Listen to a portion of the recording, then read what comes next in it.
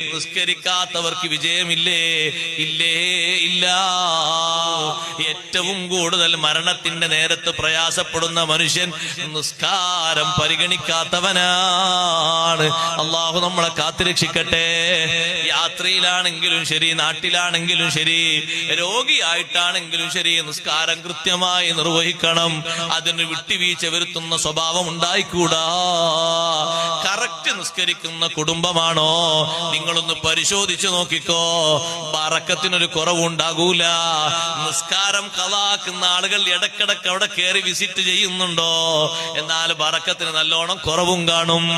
നമ്മൾ മാത്രം, ഒരാൾ വീട്ടിൽ ഉപ്പ മാത്രം നിസ്കരിക്കുന്നുണ്ട് പോരാ, ഉമ്മ മാത്രം നിസ്കരിക്കുന്നുണ്ട് പോരാ. നിസ്കാര പ്രായമെത്തിയ മെമ്പർമാര് മുഴുവനും നിസ്കരിച്ചോളണം.